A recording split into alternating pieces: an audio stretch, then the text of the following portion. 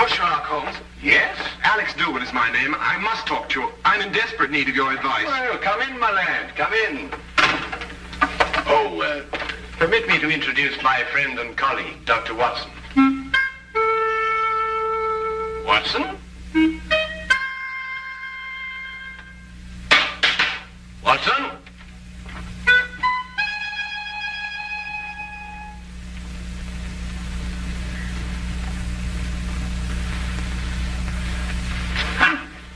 Just as I suspected. Well, Oh, my goodness me, a patient. Oh, I do beg your pardon leaving you standing there like that. Most remiss of me. There, if you sit down, I'll be with you in a moment. My dear doctor, Mr. Dougall is not your patient. He's come to see me. Huh? Huh.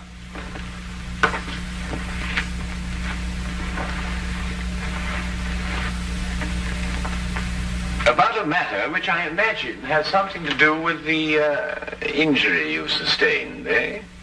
About a matter which might prove even more disastrous to a certain young lady if she's allowed to marry this man without somebody telling her.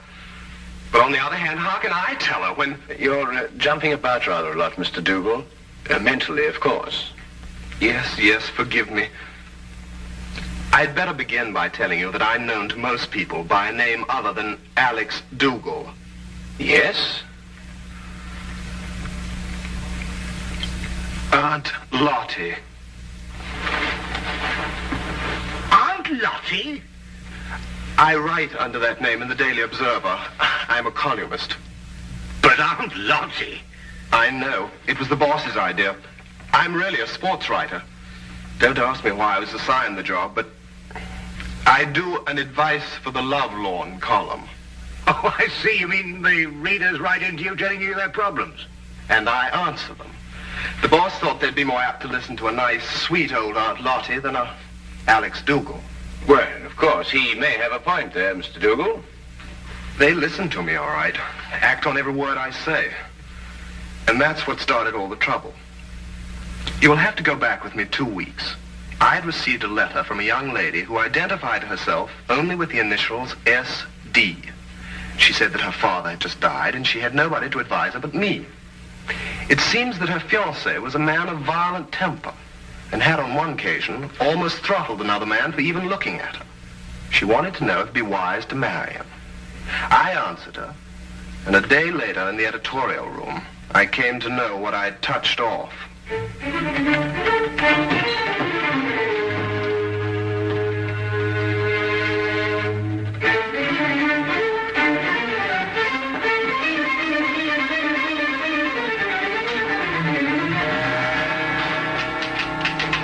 Find Aunt Lottie. Hey! She'd better be around. Just point her out. Now, wait a minute. It just so happens that I'm Aunt Lottie, and I want to know how you got in here. You're Aunt Lottie? That's correct. And you can be certain that if you've come with any problem, I shall be most uncooperative. Are you sure you're Aunt Lottie? That is my pen name. Have you any objections? None. None at all. I'm absolutely delighted to find that Aunt Lottie is a man. Really? Why? Because I would never dream of doing this to a woman.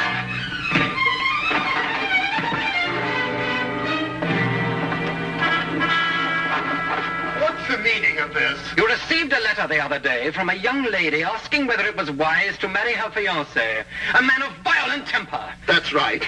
You replied in your column yesterday that it would be most unwise. It is, but what's it got to do with you? I know. Don't tell me. You're the fiancé. Aunt Lottie, you have a lot of mending to do. Mending? In your column tomorrow, I want you to take back every word. It's impossible. My publishers would never allow it. Right, then you'll go and see her personally. Her name is Susan Deering. Her address is 116 Chatham Hills Road, Barhampton. When you get back, I shall expect to hear that she has refixed the wedding date. Now, wait a minute. You can't intimidate me. I gave her my honest advice, and I intend to stick to it. What did you say? I intend...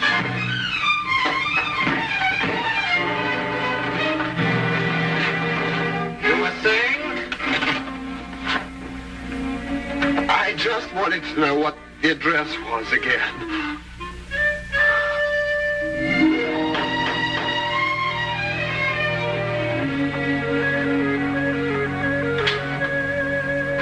Miss Deering? I'm the housekeeper. Your name, please? Aunt Lottie. No, I have not been drinking. Come in.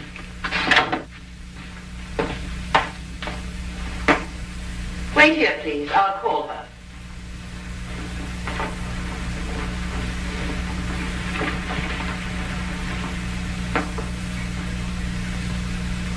I'd hardly expected when I left London that Miss Susan Deering would be living in surroundings such as this.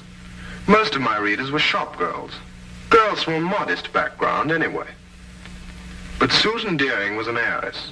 I realized this when I recognized the subject in the painting above the fireplace. He was Oliver Deering, the chemical manufacturer who 6 months ago had suffered a heart attack while pursuing his favorite sport, bicycling. He was undoubtedly her father. How do you do? How do you do? Are you really Aunt Lottie? I'm afraid so.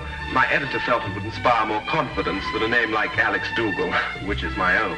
But I don't agree with your editor at all. Oh, really? I never fail to read your columns. They're always so full of wisdom and understanding. Almost like Father used to talk before he died. Well, thank you. If I didn't think so, I never would have written to you. Never have called off my wedding.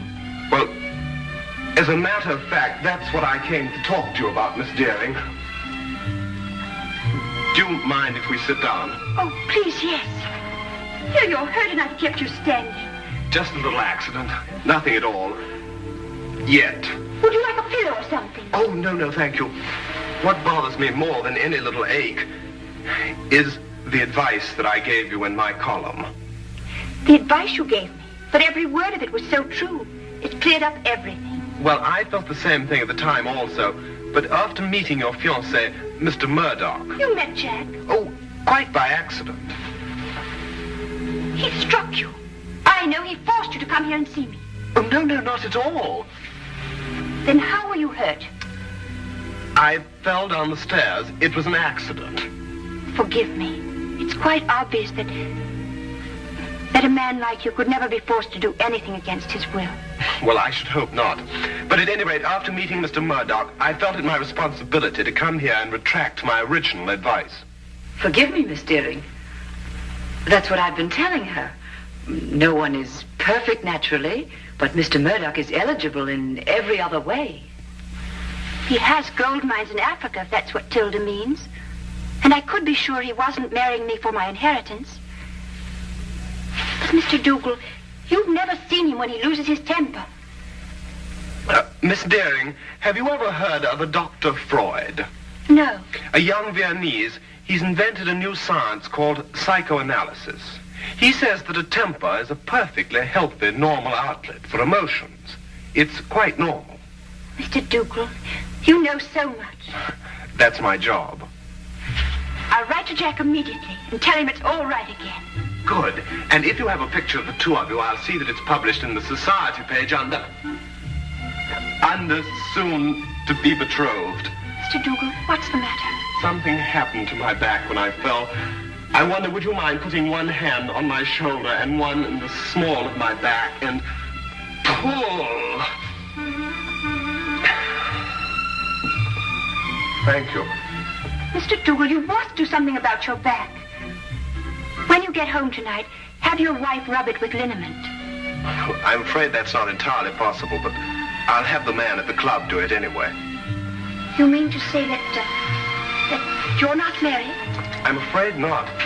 It seems that every time I meet a girl that interests me, she's not available. But then that's life. There's always tomorrow, and... well, who knows? I might be as lucky as you and Mr. Murdock. Now, what about that picture? I'll get it for you.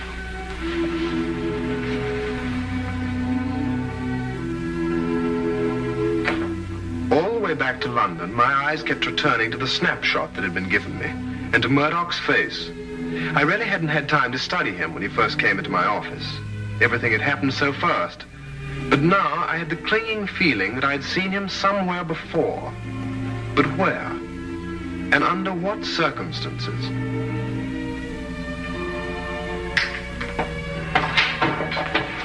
Sir Dougall, I trust you were successful. Extremely. And I'm going back with even more confidence to make her change her mind next time. You're not Jack Murdock, and you don't have any gold mines in Africa. You're Freddie Brill, the racetrack fixer. Now, whatever gave you that idea? I used to be a sports writer, for your information, and I remember you very well. You got flung in jail for nearly killing a jockey that double-crossed you. And if you don't think I can prove it, just come down to the library and I'll show you a back issue with your picture in it. That won't be necessary. I didn't think it would be. So it's her inheritance you're after, is it? That's it. And I don't think you'll be telling her. What are you going to do? First, I'm going to make you best man at my wedding. What? After today, I can't trust you out of my sight. As best man, you have reason for being at my side every minute. But this is insane. Secondly, I make you this promise. If Susan should learn of my true identity before we're married, I won't make inquiries as to who told her. I'll assume it was you. And if it's the last thing I do, I'll kill you.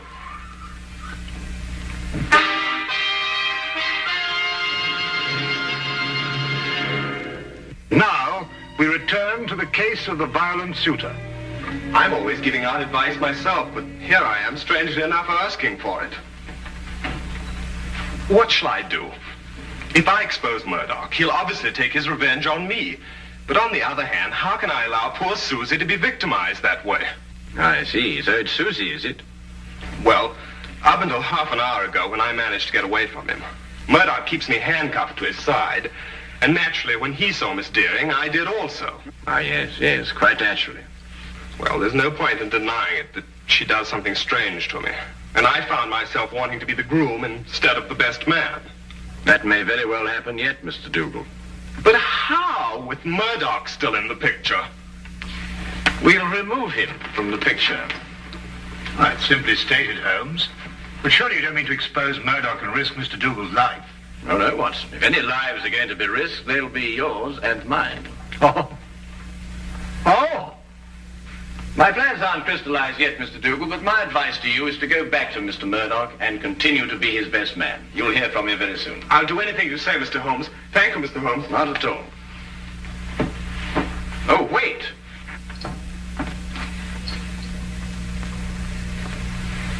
It's all right. I just wanted to make certain that Murdock wasn't waiting for you outside. Oh, thank you, Mr. Holmes. Good day. Good day. Good day.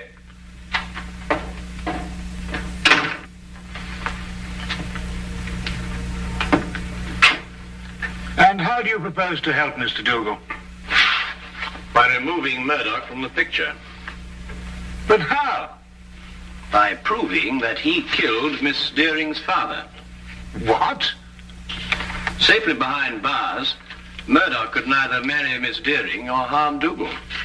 But Miss Deering's father died of a heart attack. He was cycling. You heard it yourself. My dear Watson, it was made to appear as if he had been bicycling. Well, now, really, Holmes, you haven't even left the room. How can you say such a thing? Ah, here it is. I thought I'd kept it. Have a look. When that picture was published in the papers, I showed it to Inspector Lestrade as proof that Oliver Deering was murdered. But the good old inspector, with his usual dim-wittedness, refused to pay any attention to it. Well, I must say I can't see any signs of murder here. Notice Deering's coat. Yes, well? It's buttoned on the left side. So? Have a look at your own. Well, yes, I see that, but... It's my theory that Deering was at home in his shirt sleeves when Murdock struck him a blow on the back of the head that killed him.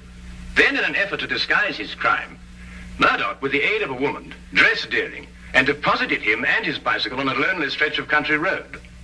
But the mistake had been made of buttoning his coat on the wrong side. Yes, but look here, just a minute. You've just talked about a woman. What woman? Well, his accomplice, of course. A woman would be more apt to button Deering's coat on the left side, since it was customary for her to button hers in that way. And talking of coats, I think you'd better take yours. It's going to be chilly in the country tonight. Well, assuming everything you say is true, what's the motive in killing Deering? Well, my guess is that Deering found out Murdock's true identity and prevented him marrying his daughter. And Murdock, seeing himself losing a fortune, lost his temper again. Come on, Watson. We'll pick up Lestrade on the way. Right. Just take my coat.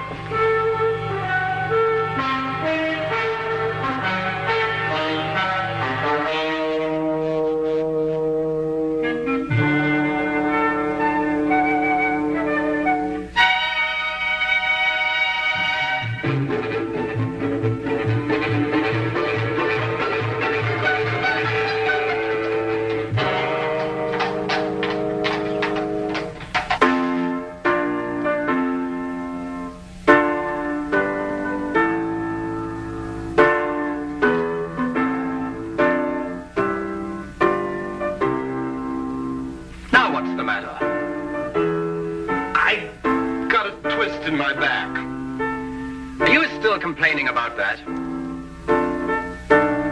Don't you talk to him like that. I'll talk to him any way I choose. Not around me, Jack Murdock, you won't. Tea is served. Nothing like a nice cup of tea to relax everyone. If you don't keep your temper, you'll ruin everything. It's all right, Tilda. I'll pour.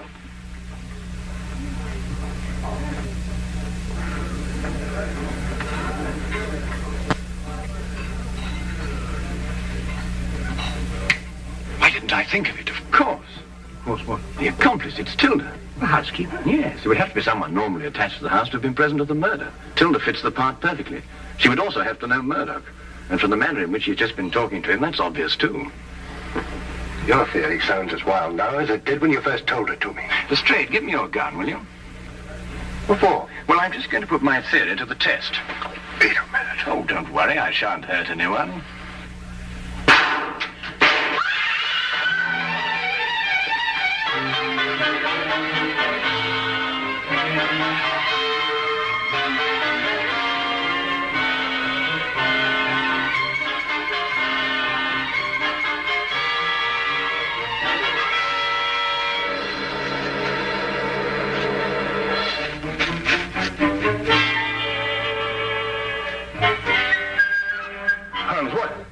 What in thunder made you do a thing like this?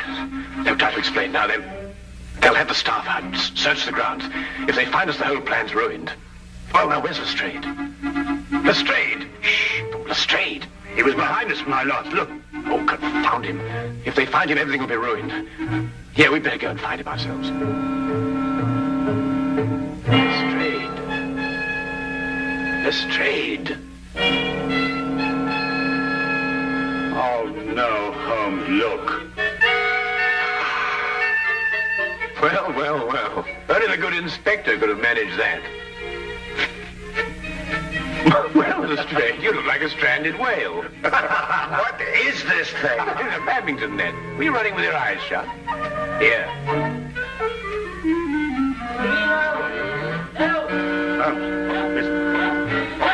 The gardeners, I expect. They're coming this way. We've got to get to the carriage. Come on, Lestrade.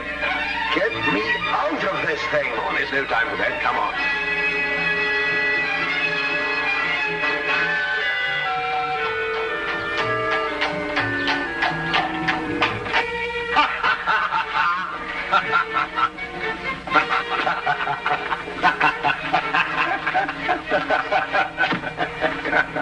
I see no item in the entire evening, Mr. Sherlock Holmes, that would prompt laughter. I'm terribly sorry, Lestrade, but I shall cherish the memory of you thrashing about on that badminton court for years to come. I wouldn't find it so amusing, Holmes, if it had been you who had torn that confounded net from its moorings. Lestrade, it was simply a question of going under it after all. And I haven't forgotten that it was your insane behavior tonight that made it necessary for us to be running at all. Yes, what were you up to, Holmes? Those shots, I mean. Yes, I assume there was a purpose. Oh, a very definite purpose, Lestrade. Those 3 bullets were bait for a trap. Odd bait, I must say. I trust it was the perfect bait for our purpose. I only hope that our delayed departure from the Deerings won't make us too late to see the trap sprung. You mean it wasn't sprung at the Deering? There were too many people there, Watson. You see, if my theory is correct, then Jack Murdock's flat should be the place. And I wonder if we can entice this driver to go just a little bit faster. Cabby! Cabby, go as quick as you can.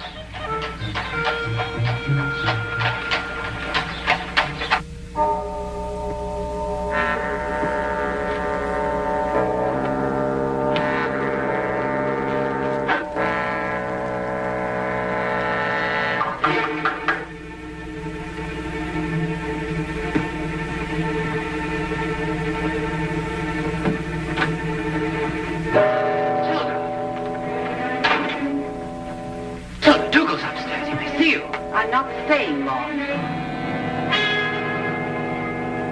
What is this? I'm within 2 days of marrying Susan and grabbing a fortune for us. For yourself, you mean? You never had any intention of sharing it with me. What are you talking about? £50,000 is yours the day I'm married. Didn't I promise it to you? Yes, but your circumstances were different then. I saw you kill Mr. Deering, and you got panicky that I would run to the police. But time's gone by, and now you've found a surer and cheaper way to keep me quiet. What do you mean? Back at the house before, you had someone try to kill me. Tilda, I told you, I swear I knew nothing about those shots. You could never make me believe that. There's only one person in this world who would benefit by my death, and that person is you. I'll never feel safe while you're alive. I wouldn't do that if I were you, miss. Drop that gun. You're under arrest. We heard everything you said. You were tricked, Tilda. It was the police fired those shots at you. Well, Mr. Holmes here anyway. I had a feeling it would stir things up a bit. It's an old adage that partners in crime never trust one another.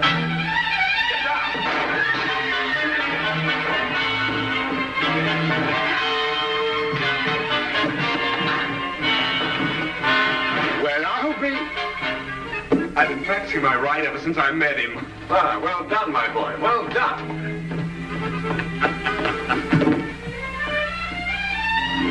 You'd better come along too, miss.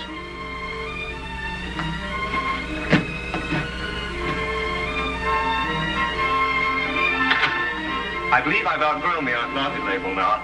I'm going to ask Susan to marry me. Good for you. First thing tomorrow morning. It's too late tonight. Oh, I don't think it's too late. You don't? No. Definitely not.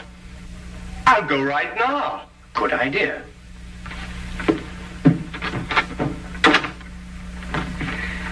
Well, Holmes, you've solved the mystery and brought two young lovers together. I'm going to call you Aunt Lottie. What? Oh, no, really, Watson. This time you've gone too far.